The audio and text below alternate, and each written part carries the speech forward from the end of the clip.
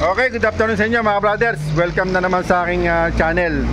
Sa oras na ito mga brothers, makakapag-share na naman ako sa inyo tungkol po dito sa Honda Beat. Ito, baka mangyari po sa motor nyo po ito. Checkin natin itong motor na ito dahil ang issue nitong motor na to, yung kanyang starter button ayaw pong gumana.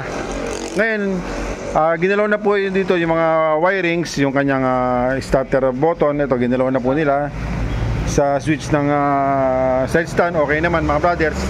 Pero ang nagiging problema o issue, pagka ginamitan po natin ng push button, ay ayaw pong gumana. Pero gumagana naman minsan.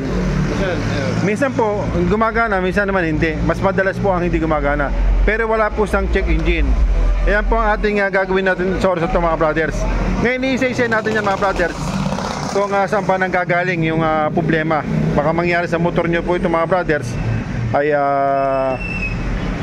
at least meron po kayong idea kung anong dapat natin galawin. Pero bago natin simulan to, kung napasel ka lang sa aking channel, huwag sanang kalimutan na subscribe, pakipindot po notification bell button, piliin niyo po yung all para updated po kayo sa mga video na aking upload, okay? Ayan, babaklasin po natin ito mga brothers, itong upuan, para sisilipin natin dito yung magneto, yung mga wirings, okay? Sige, baklasin mo na.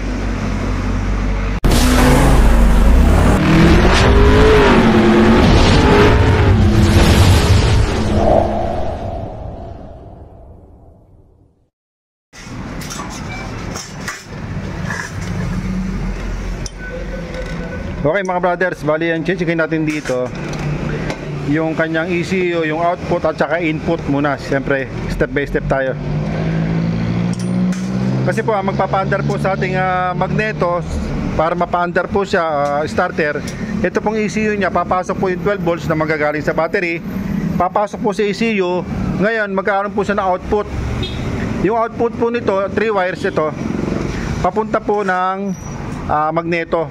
Para po yung ating magneto magkaroon po ng trabaho, aandar siya pamagitan po ng ECU. Ngayon ang magiging contact sa kanya yung wire na manggagaling po dito sa ECU. Ngayon checkin po natin yan isa-isa mga brothers.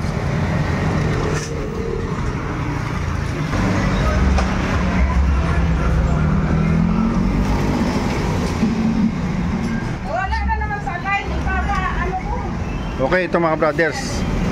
Bali ito, chinik natin yung kanyang socket. Ito, nakita kagad natin yung problema. Bali naglulus po yung kanyang wirings. Ito, checkin nyo po ito mga brothers. Itong wire na to, bali ano po ito manggagaling po ito. Ito mga brothers. Ilang wire itong nasunog? May sunog pong wire ito mga brothers. Bali naglulus. Ayan, checkin natin ito. Ayan o, halos magdikit-dikit na siya.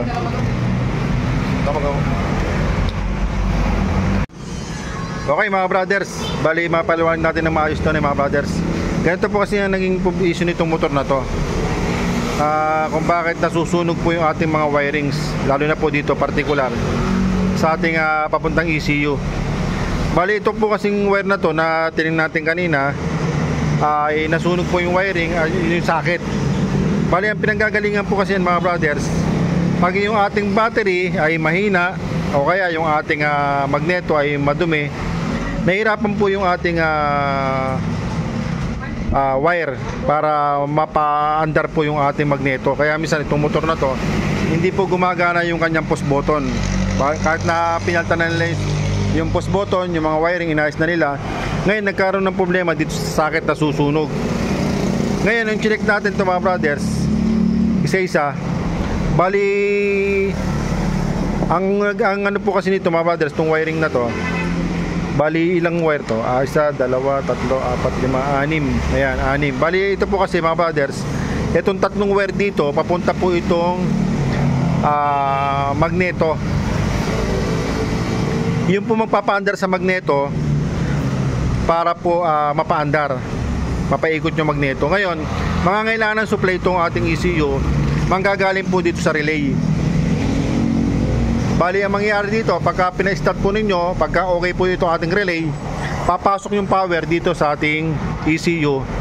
Ngayon maglalabas ng power itong 3 wire na to, itong malalaki na to, itong dalawang to at saka yun, nasa likod na yun. Bali ito po ang connection yan. Ngayon sa Yamaha po, anong nangyayari? Dito nasisira, dito nasusunog. Pero ito sa pagkakataong ito, dito po nasunog sa socket, dito po sa ECU. Ayan po ang ating naging problema rin sa motor na to. Bali ang magiging solusyon natin dito, ayusin natin yung kanyang mga socket kasi po naglulus yung kanyang socket. Ayan, ayusin natin ito mga brothers para po ang ating motor na to mapaandar natin na maganda. Kasi hindi talaga siya mapaandar kaya dinala po nandito. Dinala po dito. Pagka napakadalan lang po umandar dito kaya ito po naging problema na sunog. Okay? May solusyonan po natin mga brothers. Okay mga brothers, bali ang ginawa po nating solusyon dito sa socket, tinanggal po natin yung lumang socket na mga nasunog. Ito yung mga, ngayon ang ginawa po natin, nirekta na po natin yung kanyang wire. Ginamitan po natin ng Singapore tube ngayon para natin mapalis yung wire na sinunog natin ng heat gun para matanggal po yung tapos nirekta na po natin. Ginamitan natin ng Singapore tube at saka natin ginamitan ng cable tie. Ayan, para po hindi na siya naglulus. Inayos natin ng tape. Ngayon papaanda rin na po natin mga brothers kung okay na po yung itong ating project na ginawa sa oras na to. Bali ito mga brothers, itong nakambuk na to, ito po yung capacitor na nagko-convert ng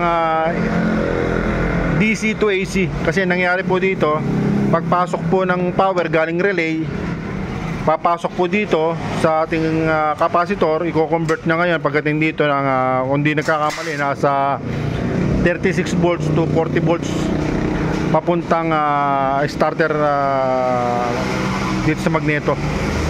Okay? Ngayon papaandar natin mga brothers.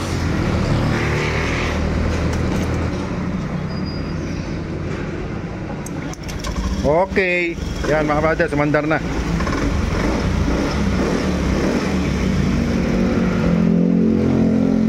Okay, good na yan mga brothers. Ayan, ganyan lang po ang ating step by step na pagtuturo sa oras na ito mga brothers. Sana po may natutunan po kayo sa oras na ito. At maraming pong salamat. Mabuhay po kayong lahat mga brothers. Okay.